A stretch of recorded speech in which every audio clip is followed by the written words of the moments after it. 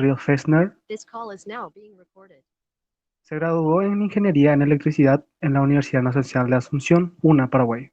Obtuvo el máster en Ciencias de la Ingeniería Eléctrica, también de la UNA, mediante una beca otorgada perdón, por el Consejo Nacional de Ciencias y Tecnología Paraguay CONACYT, a través del programa Prociencia. Actualmente cursa el doctorado en Ciencias de la Ingeniería Eléctrica en la UNA, también bajo auspicio de la CONACYT. Pertenece al grupo de investigación en sistemas energéticos GISE de la Facultad Politécnica de la UNA, FP1, fungiendo como su director desde septiembre de 2019. Las áreas del interés del ingeniero Ríos incluyen la economía de sistema de potencia, evaluación de inversiones en infraestructura eléctrica de potencia bajo incertidumbre, modelado de sistemas dinámicos, métodos estocásticos, métodos numéricos y análisis de opciones reales. Antes de empezar, quiero dar una aclaración. Las preguntas se podrán ir dejando en el chat y al finalizar la charla serán leídas para ser respondidas. Y bueno, de esta manera le damos la bienvenida a nuestro disertante y damos inicio a este webinar. Bienvenido, ingeniero. Buenas tardes, Cristian. Buenas tardes a todos los miembros, los voluntarios de la Sociedad de Energía y Potencia de Triple Estudiantil de la UNA y a todo el público presente. Muy honrado con esta invitación de compartir escenario con tantos referentes del sector energético y de aportar también nuestro granito de arena respecto a los trabajos que estamos haciendo dentro de la problemática nacional de la energía para el desarrollo. Hoy tengo una presentación que va a incluir algunos datos históricos respecto a lo que se refiere al sector energético paraguayo. A partir de ahí, los modelos de planificación que buscan abastecer la proyección de la demanda eléctrica sobre todo, y en función a esos planes, qué alternativas podemos proponer nosotros desde la academia, con algunas preguntas abiertas para el público y para todos aquellos que quieren ayudarnos a responderlas desde el GISE. El GISE es una institución. Voy a empezar a comentar, a compartir mi pantalla, porque justamente tengo la primera parte, digamos, habla del GISE. Todos me confirman, por favor, si ven y si escuchan bien. Vengo a representar a mis compañeros,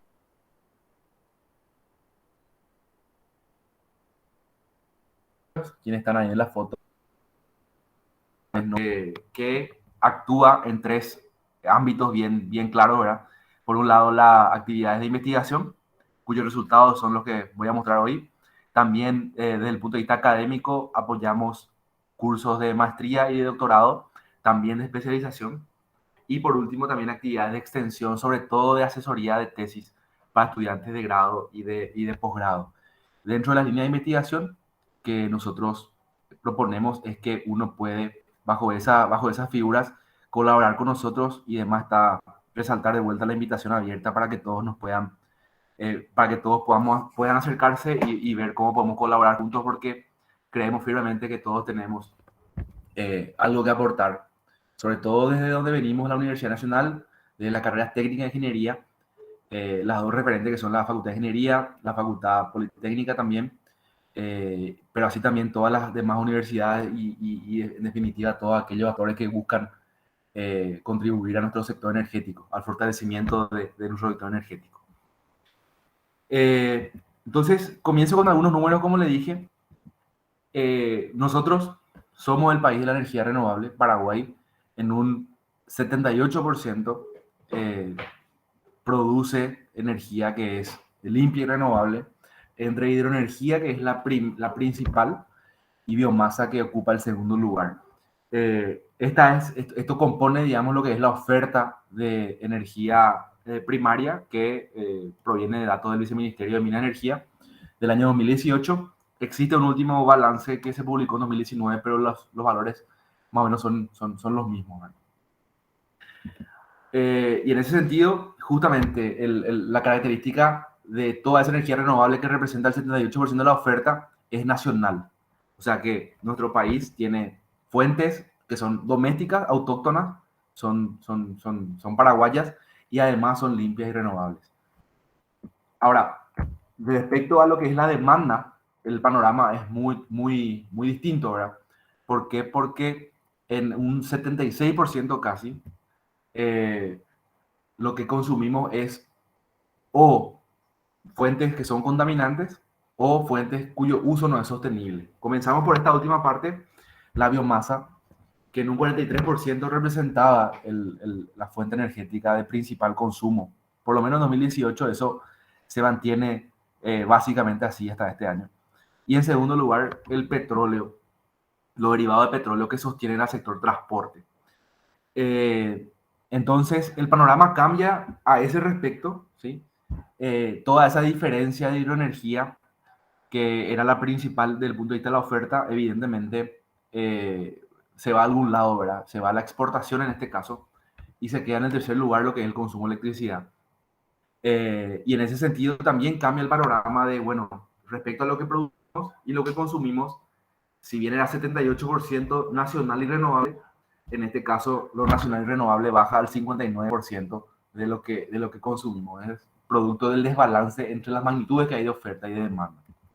Y en ese sentido, la electricidad que consumimos, que ya ocupa el tercer lugar dentro de las fuentes energéticas que principalmente abastecen la demanda, la electricidad se utiliza casi en un 44% para abastecer consumos que no son productivos, es decir, consumos, eh, el consumo residencial principalmente, es decir, para abastecer el, el, el, las cuestiones de confort en el hogar.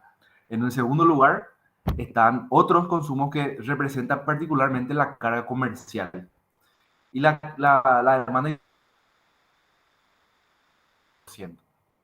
Y acá lo que quiero, lo que siempre busco hacer yo es no es satanizar lo que es residencial, mucho menos comercial, debido a la cantidad de puestos de trabajo que genera.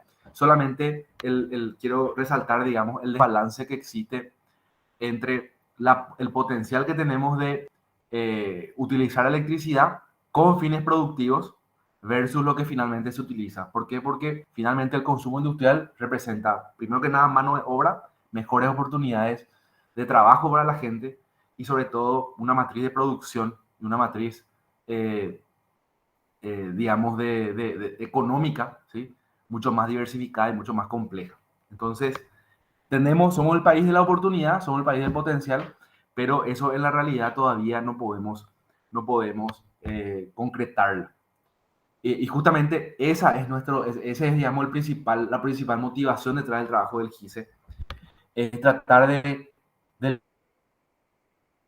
que el Paraguay tendría que seguir desde el punto de vista de la planificación, desde el punto de vista del desarrollo de políticas públicas, desde el punto de vista de la formación de recursos humanos, para que toda la energía que utilizásemos, toda la energía que tenemos disponible desde el punto de vista de la oferta pueda ser utilizada en pos del beneficio de la población.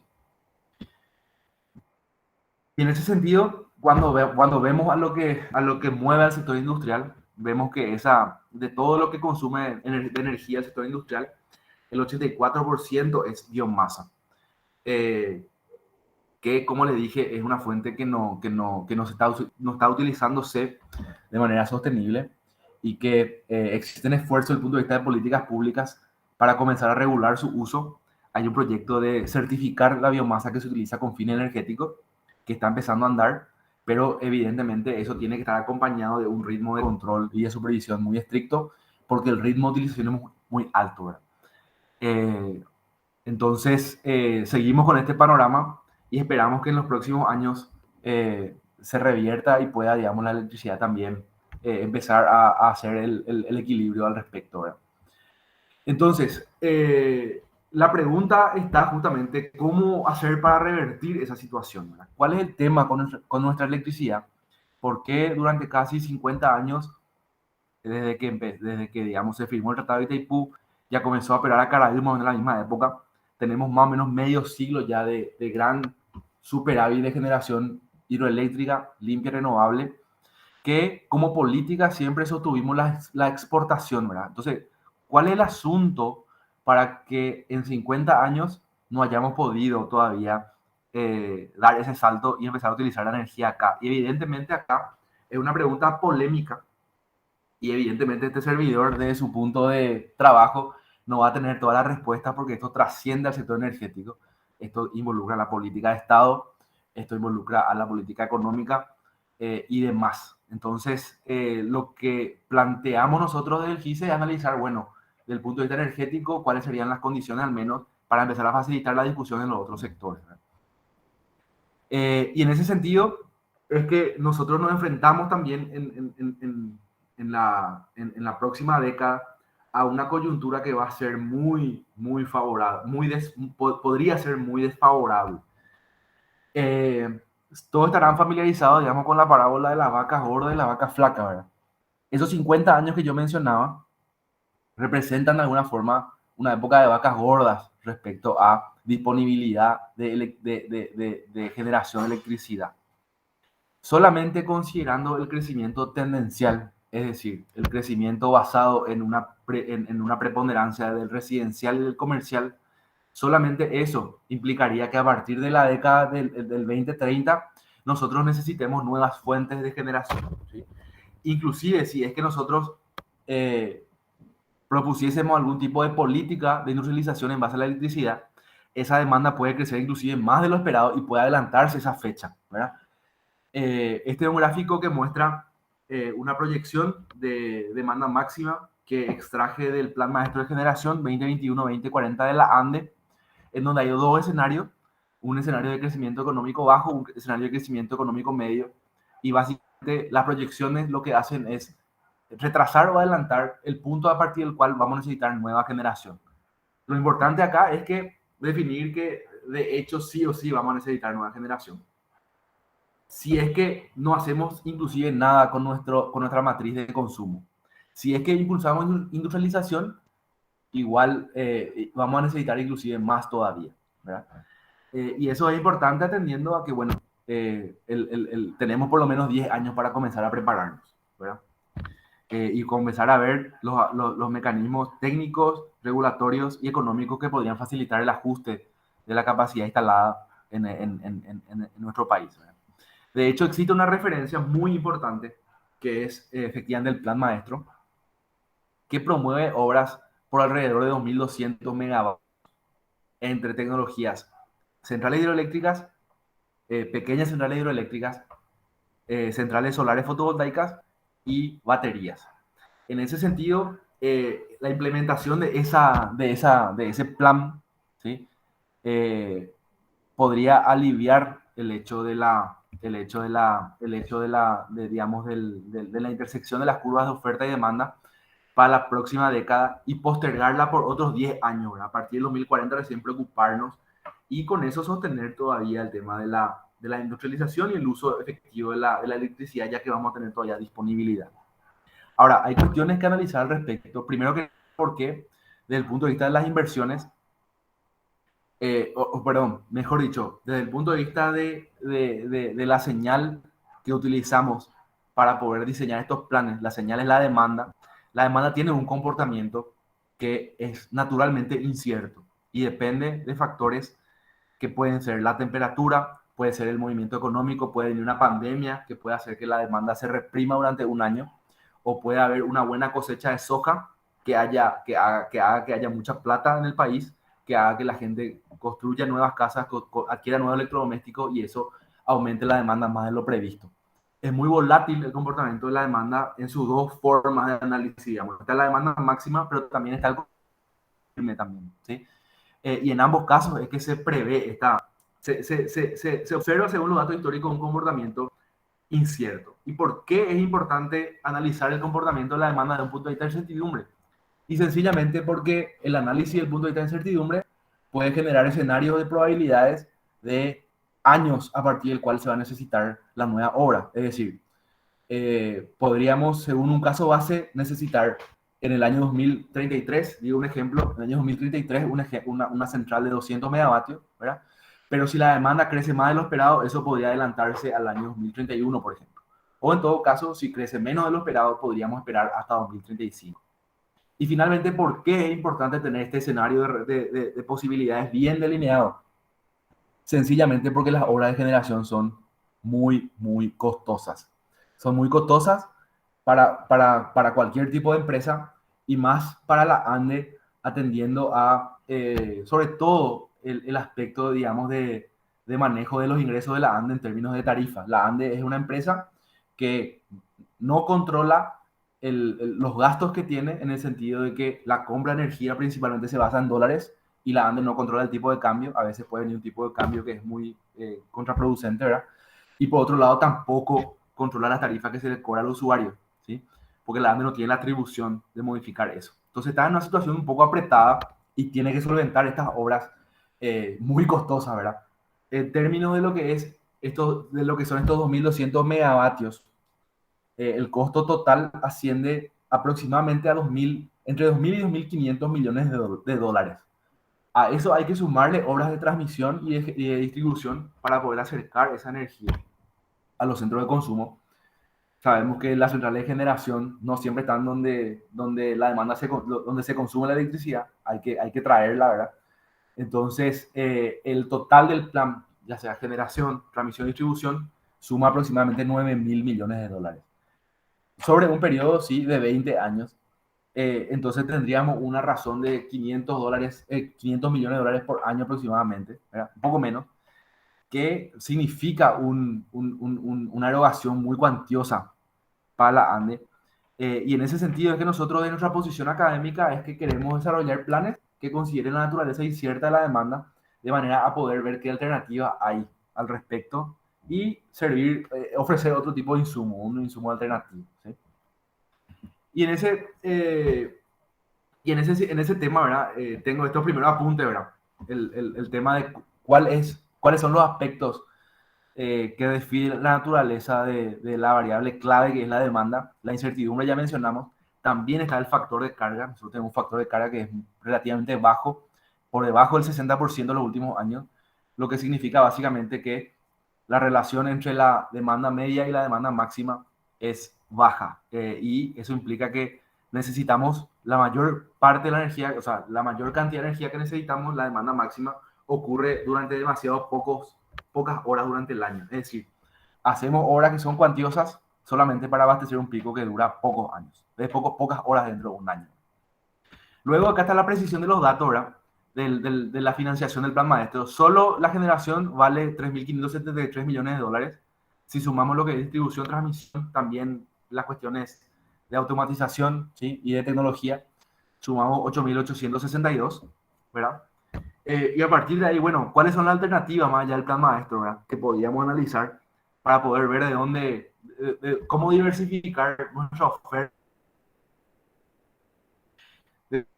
Nuevas binacionales, y esas binacionales también tienen su costo, y aparte del criterio financiero, allí hay que sumar el criterio político. Yo siempre veo el ejemplo de la central Corpus, ¿verdad? Que está proyectada con Argentina a la altura hablando a grosso modo, ¿verdad? A la altura de la ciudad de Encarnación y Posada, ¿verdad?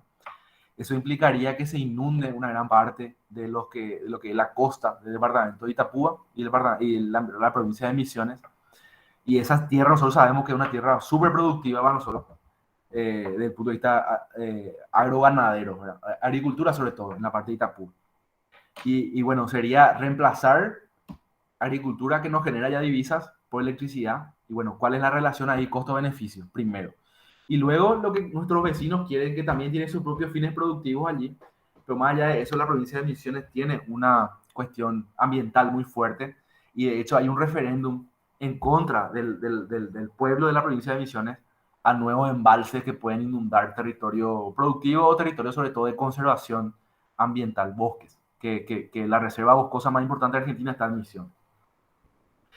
Y luego, entonces, la otra alternativa sería respaldo del sistema de vecinos, es decir, en un marco ya de integración regional, habilitar mecanismos de interconexión que permitan, así como nosotros exportamos, también importar bajo condiciones bien claras, ¿verdad? Que puedan servir para poder servir de auxilio, de ayuda o de respaldo ante las necesidades de los países, ¿verdad? El problema allí es que los países tienen sus propios intereses y prioridades también. El caso que estuvimos viviendo en las últimas semanas es un caso de sequía, ¿verdad? Que afectó a toda la cuenca del Paraná, ya en Brasil. Y en ese sentido, es que el hecho particular que vivimos nosotros es que los recursos que están, digamos, siendo utilizados por nosotros también son utilizados por los otros países. Es decir, si no hay agua acá, no hay agua tampoco allá. Y siempre, y en ese sentido, si es que hay un poco de agua para utilizar, siempre Brasil va a priorizar, obviamente, su demanda. ¿Por qué? Porque es lo que le corresponde también. Entonces, dependemos de los mismos recursos y ante la posibilidad de recursos, bueno, de dónde vamos a sacar si es que nuestro vecino también necesita, ¿verdad? Y por otro lado, el hecho de que la arquitectura de mercado regional no existe. O sea, nosotros tenemos interconexiones con Brasil y con Argentina, pero en el marco de las centrales binacionales de propiedad conjunta, presentan, digamos, un intercambio con el mercado o con el sistema eléctrico argentino en sí, desde el punto de vista de las transacciones comerciales energéticas sobre todo, ¿verdad? Mucho menos con los demás países con quienes no limitamos directamente, Chile, Uruguay, que también podrían servir de respaldo, ¿verdad? Y con Bolivia, que no existe interconexión a nivel de sistema de potencia, ¿verdad? Entonces, lo que nosotros propusimos en un trabajo que estuvimos haciendo a la par del Ministerio de Hacienda es tratar de abordar la problemática de la demanda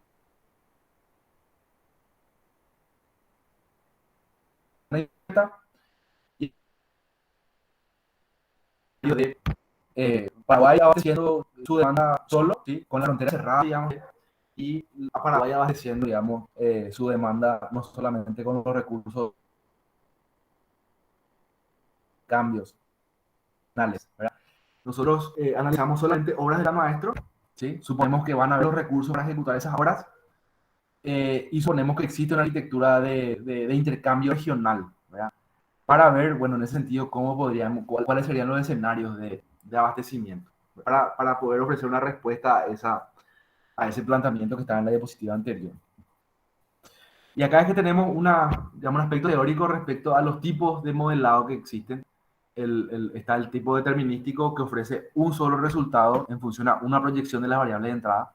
Y está el modelado estocástico, que es el modelado en el que nosotros nos especializamos, en donde existen varios escenarios de ocurrencia de las variables de entrada en función a una distribución de probabilidad que determinan un rango de posibilidad de ocurrencia de una variable de salida que determina una propia función de probabilidad.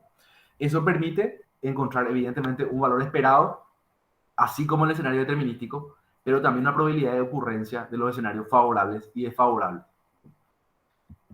En este caso, lo que nosotros tenemos es que los procesos que consideramos son la generación, que depende de recursos primarios de caudal afluente a la central hidroeléctrica, los precios de los mercados regionales que van a viabilizar o no la importación, la correlación precio-hidrología para Brasil. Hay una dependencia entre lo que cuesta la energía en Brasil y la disponibilidad de agua. Cuando hay mucha agua, el precio es bajo; cuando hay poca agua, el precio es alto.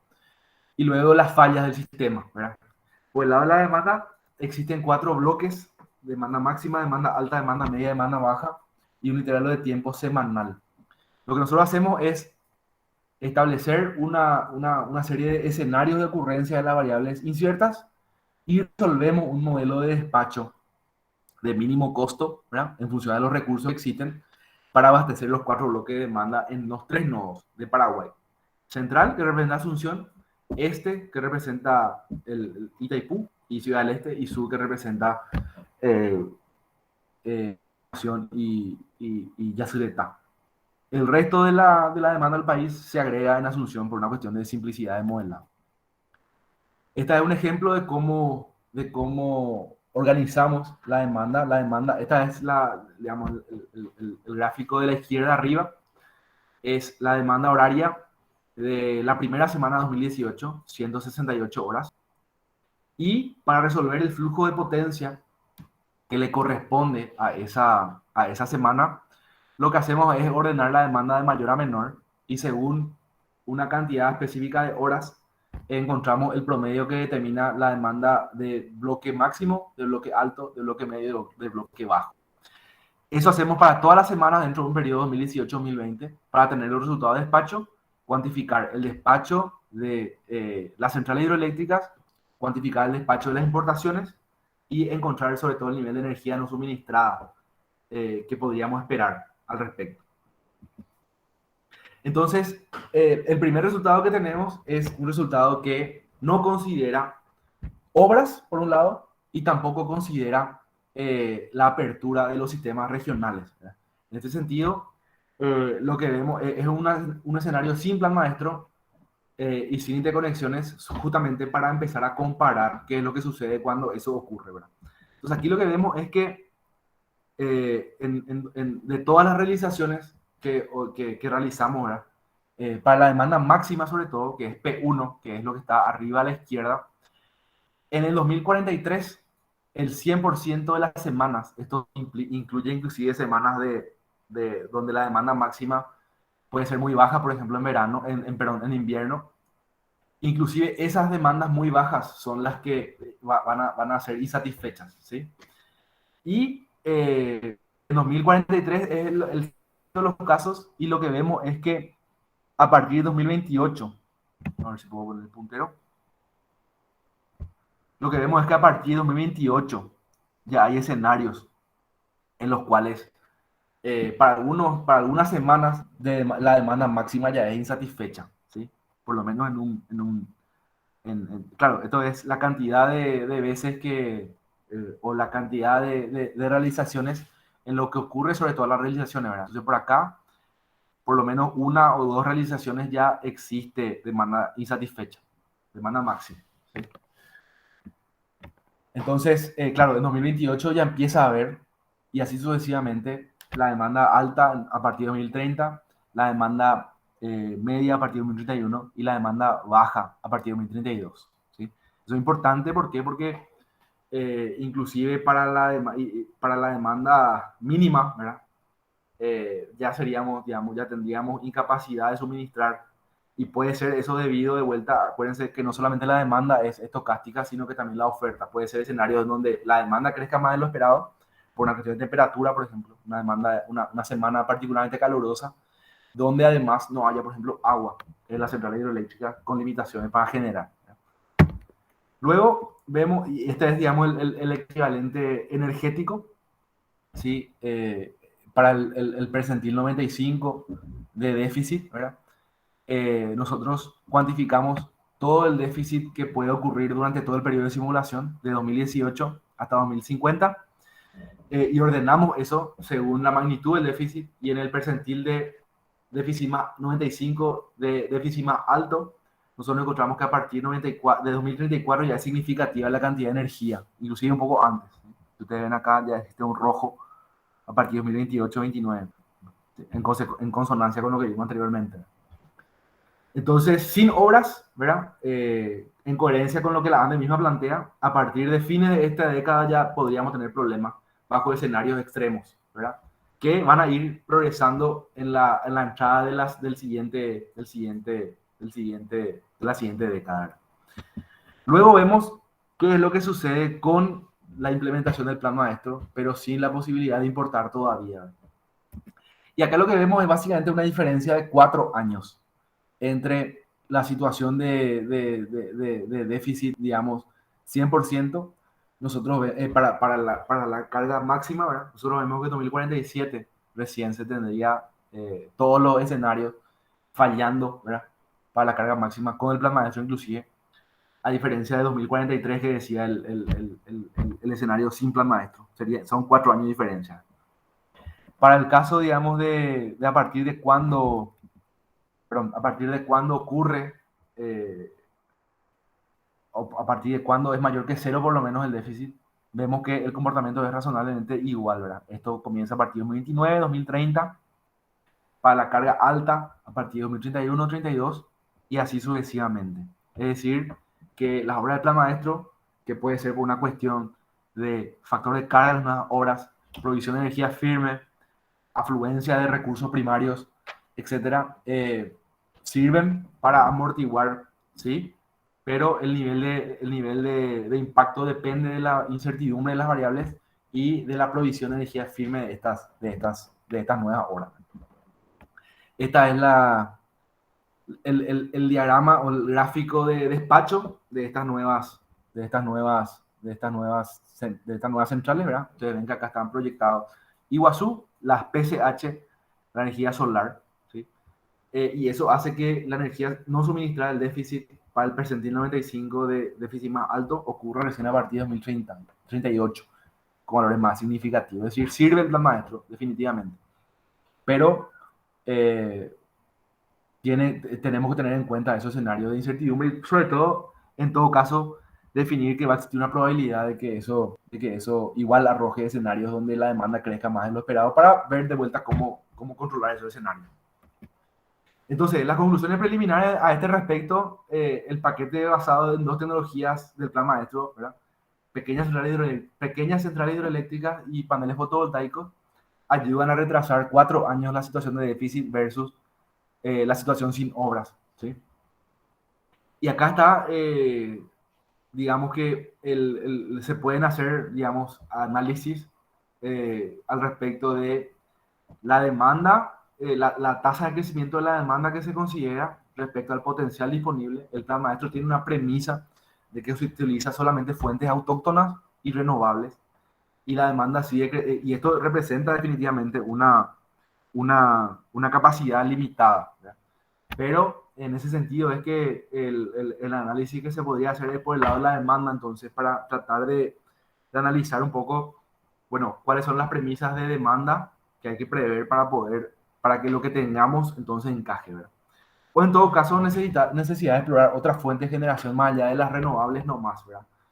Que podrían ser domésticas, binacionales o extranjeras, ¿verdad? Luego hay otra premisa que hay que atacar, que es la premisa del factor de carga, porque la generación fotovoltaica no coincide con el pico de la noche.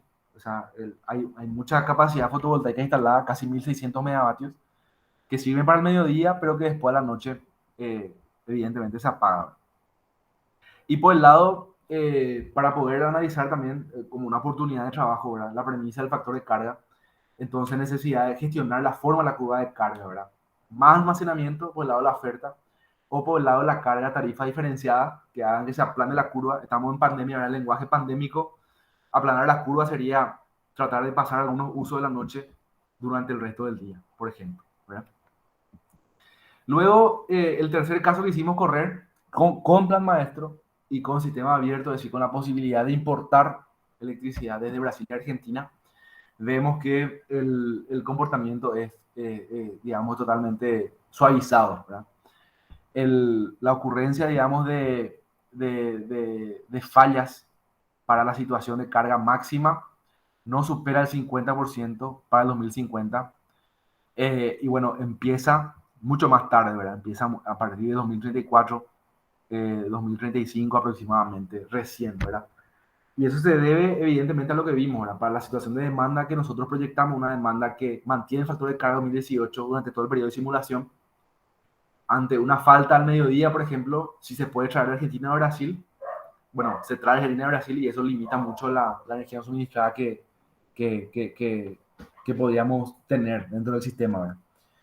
Evidentemente allí hay un problema, una suposición muy fuerte de que Brasil y Argentina van a estar dispuestos a vendernos la energía, porque ellos no van a necesitar, porque le va a sobrar, ¿verdad?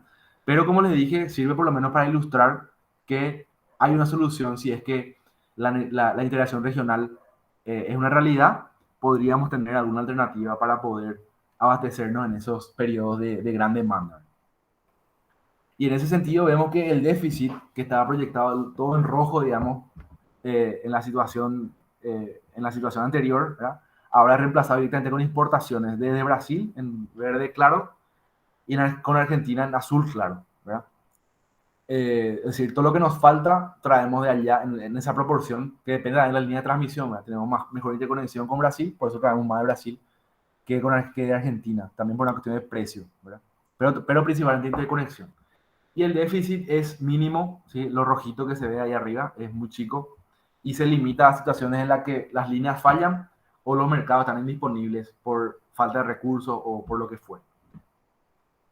Entonces, las conclusiones que tenemos a este punto, ¿verdad? Es que el mercado abierto permite importaciones, ¿verdad? Paraguay cuantifica lo que necesita según la generación local, ¿verdad? En función a eso se ve lo que falta y en función de lo que falta y al análisis de transmisión y de precios se trae de Argentina y Brasil. En este caso, o sea, se ve que se trae, se trae energía de Argentina y de Brasil desde 2034 y 2036 respectivamente, y eso permite que el déficit sea marginal, acotado solamente a situaciones de mercado de sistema indisponible. La importación soluciona el tema del déficit y permite sostener el ritmo de crecimiento de la demanda. Igual se incurren en fuertes suposiciones. ¿Por qué? Porque se supone que los vecinos facilitan energía de manera permanente y eso puede no ser así porque ellos también tienen sus propias necesidades. Y también que existe una arquitectura formal para la comercialización, cosa que en la práctica actualmente no existe y que justamente este trabajo lo que busca es, entendiendo que es importante empezar a poder diseñar esos mecanismos. Ahora, con esto estoy terminando la presentación, ¿verdad? Algunas ideas, ¿verdad? Para poder continuar el trabajo, ¿verdad? Desde el punto de vista cuantitativo, ¿verdad? Podríamos trabajar con el intervalo de tiempo de simulación, pasar de un intervalo de tiempo de simulación semanal a una cuestión horaria, ¿verdad? El tema de equivalente, de bloque de carga equivalentes de demanda semanal, nos permite hacer solamente 4 simulaciones por semana en vez de 168, ¿verdad? Que sería el horario, ganando tiempo de cómputo. Si es que tenemos más tiempo y computadoras más potentes, podríamos hacerlo horario, ¿verdad? Luego, la magnitud y la forma de la curva de demanda eléctrica. La magnitud tiene que ver con las proyecciones de crecimiento de la demanda desde el punto de vista macroeconómico, cómo, digamos, se ven las políticas de industrialización que afectan al crecimiento de la demanda. Y por otro lado, la forma de la curva. ¿Cuál es la proyección del factor de carga, sobre todo para los siguientes años?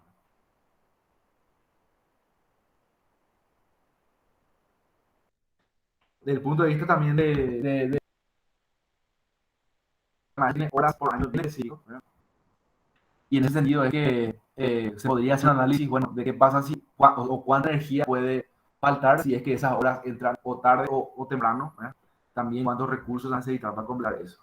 Y luego ver si es que hay algún tipo de nuevas tecnologías, además de las que ya están consideradas para poder robustecer más otra vez el sistema, y la implementación de políticas de industrialización como una nueva demanda más allá de lo que se proyecta tendencialmente. Desde el punto de vista del ámbito cualitativo, esto ya excede lo que es ingeniería eléctrica, y acá es que nosotros recibimos el apoyo de economistas,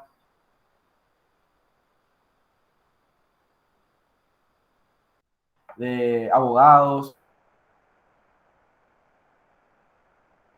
creación a usuarios finales, que impliquen reglas de comercialización nacional y reglas de comercialización regional, ¿verdad? La conclusión principal del trabajo, ¿verdad? Es que a partir del año que viene, perdón, a partir de la década que estamos comenzando ahora, vamos a tener que tomar decisiones importantes como país, ¿sí?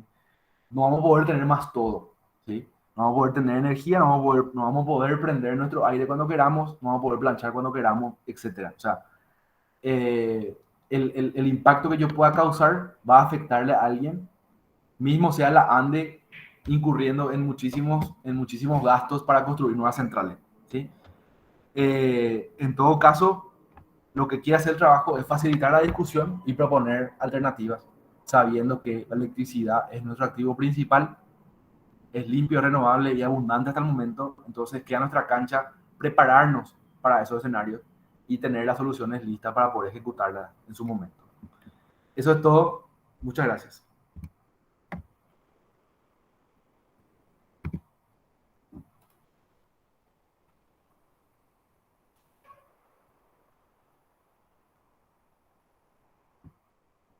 Estoy abierto a sus preguntas, consultas o sugerencias. Muchas gracias. Eh, Ahora voy a ir leyendo las preguntas en el chat para que puedan ser respondidas. Si es que hay. No hay ninguna pregunta y voy a estar dando unos minutos por si alguien quiera dejar algún tipo de pregunta y así. O si quieren hacer a viva voz también para conversar, yo por lo menos estoy a disposición también. Si los organizadores permiten, ¿verdad?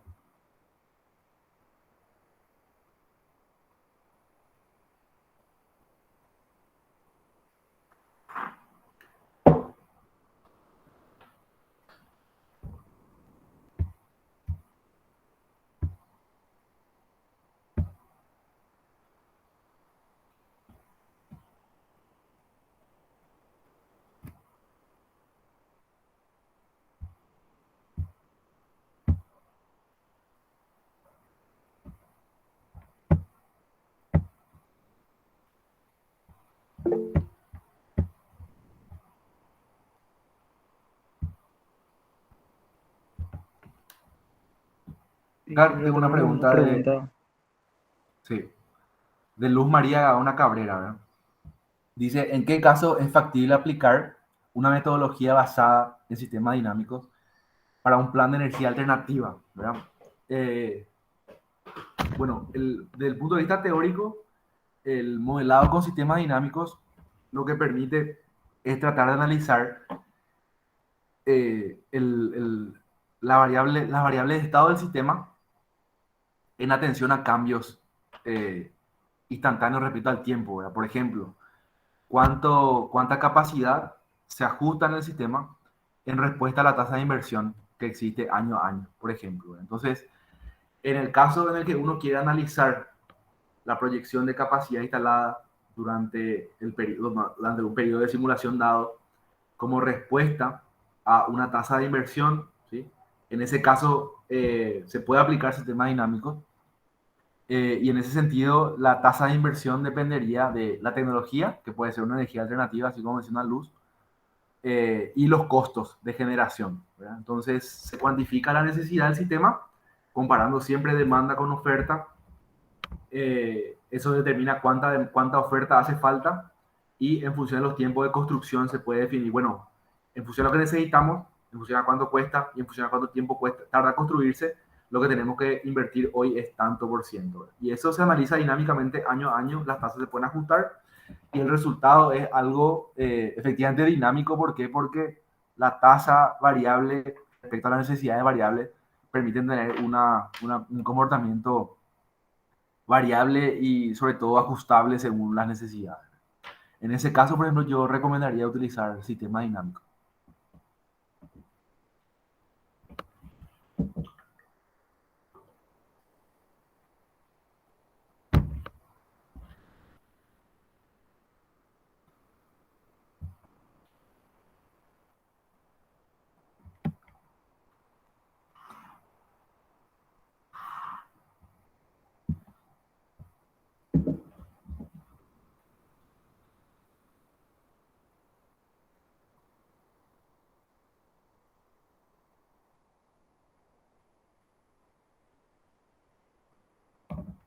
Ya que no hay otra pregunta, ingeniero, si usted tiene algún tipo de comentario que quiera hacernos. Solamente reiterar la invitación para trabajar juntos en el GICE, ya sea como colaboradores, como tesistas, como pasantes. Tenemos siempre queremos nosotros disparar las preguntas, ¿sí? Y en función a esas preguntas ayudarnos entre todos, siempre con el debido marco, el respeto, el rigor científico para ofrecer soluciones, ¿verdad? Yo creo y celebro este tipo de espacios porque demuestra que hay una juventud que está interesada en la problemática del país, particularmente el sector energético. Y entonces, en ese sentido, es que como GICE con Facultad Politécnica, nosotros podemos ofrecerle un espacio para que ustedes también puedan desempeñarse y puedan crear las soluciones que ustedes esperan crear. Entonces, reitero la invitación y a las órdenes para lo que viene del lugar. Los chicos tienen mi contacto, pueden escribirme y ya hablamos directamente en la facultad.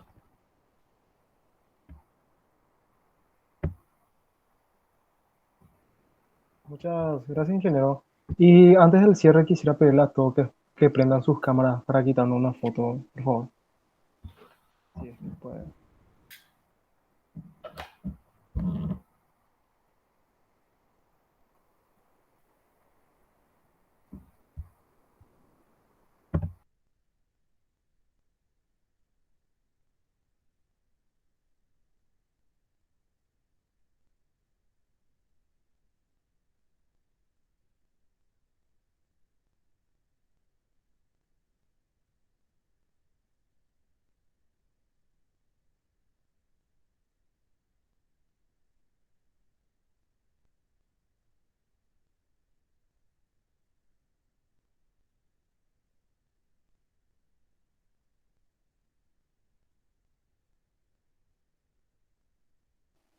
Bueno, damos por terminado este webinar. y desde ya le agradecemos al ingeniero Daniel por su tiempo y predisposición para poder llevar a cabo esta actividad. Muchas gracias a todos por su participación y que tengan muy buenas noches.